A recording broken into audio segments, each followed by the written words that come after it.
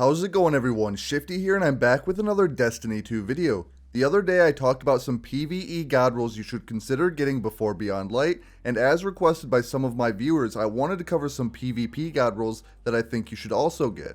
I also want to mention real quick that these are my opinions and not everyone likes the same things or can do well with the same rolls. If you think there may be a better perk option that works for you, use what is best for you. I hope that my recommendation can help those who may not know what perks to look out for, and from there they can use my roll or tweak it a bit and find one that suits them best. Again, I want to focus on weapons that are relatively easy to farm in the coming weeks before Beyond Light.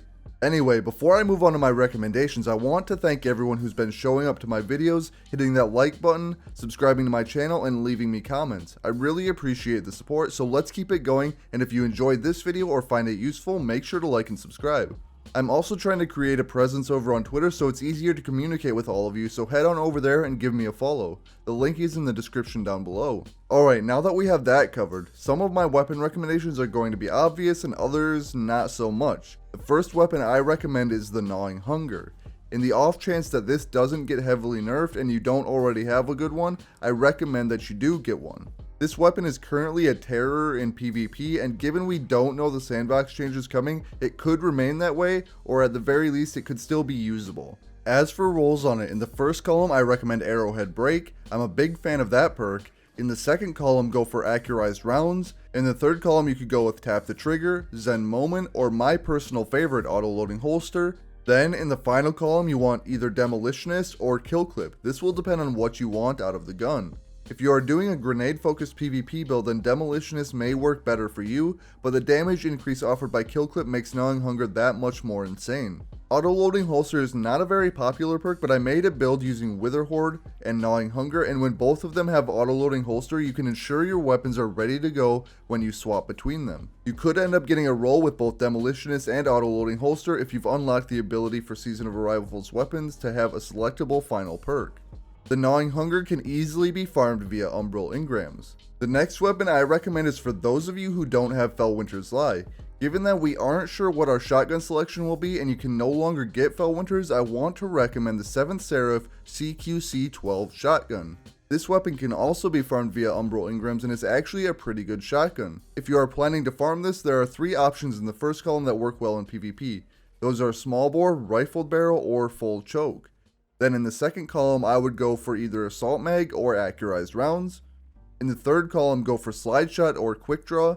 Then in the final column, go for Snapshot Sights or to a lesser degree Vorpal Weapon. Small Bore, Rifled Barrel, Accurized Rounds, and Slide Shot are all options for those of you who want a bit more range. Full Choke, Assault Mag, Quick Draw, and Snapshot are for those of you who want a snappy and responsive shotgun. Either way, this is a standout weapon that can hold its own against Felwinter's and Mindbender's Ambition.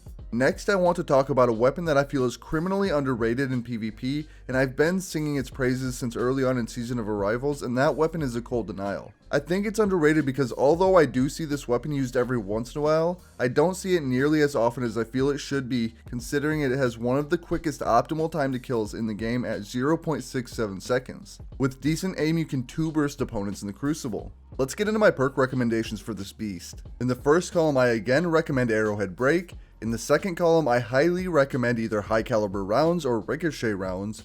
In the third column, I recommend Killing Wind, which is one of my favorite perks added in Season of Arrivals. Then in the final column, I recommend either Swashbuckler or Headseeker. Yes, you heard that right, I recommend Headseeker. The second column selections serve to increase the range of Cold Denial, and both options offer a secondary effect, with High Caliber Rounds increasing enemy flinch and Ricochet Rounds making it so rounds ricochet. Now, Killing Wind gives you a boost to mobility, range, and handling for a short duration after every kill. I can't tell you how many times I've noticed that the extra mobility and handling give me a 1-up on opponents while I'm strafing, or how many times that bit of extra range has helped me secure a kill. As for the last column, Swashbuckler is a great perk. Each kill will give you a damage boost for a short duration, with quick consecutive kills stacking Swashbuckler up to 5 times, which offers a major damage increase. Melee kills automatically net you 5 stacks of Swashbuckler, which is nothing short of amazing. Now the head scratcher for some of you is Headseeker. With Cold Denial you can normally 2-burst with 5 crit and 1 body shot on most Guardians. If a Guardian has 0 resilience you can 2-burst with 4 crit and 2 body. But if you have Headseeker you can 2-burst any Guardian, 7 resilience or lower with 4 crit and 2 body, ultimately making the 2 burst consistency much better. Alright, enough of the cold denial. While I've had PvP gameplay for the previous weapons mentioned, I don't for the next two because they haven't been buffed yet.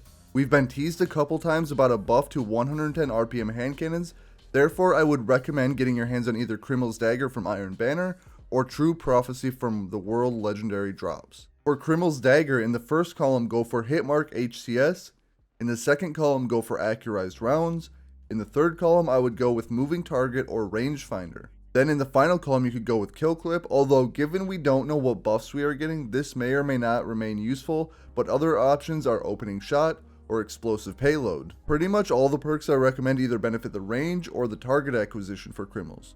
Hitmark HCS does both, Accurized Rounds for range, Moving Target helps with target acquisition, Rangefinder with range, Opening Shot with target acquisition, and Explosive Rounds for range without directly increasing the range stat. On to the other 110 I mentioned, True Prophecy. In the first column for this one I would still go with Hitmark HCS, then in the second column Accurized Rounds or Steady Rounds depending on if you prefer range or stability. Then in the third column we have several options to go for, Overflow, Rangefinder, or Opening Shot. Then in the final column go for Demolitionist, Elemental Capacitor, Timed Payload, or Explosive Payload. Alright, I've already talked about Rangefinder and Opening Shot, but Overflow will double your mag size and reload the weapon when you pick up special ammo in PvP.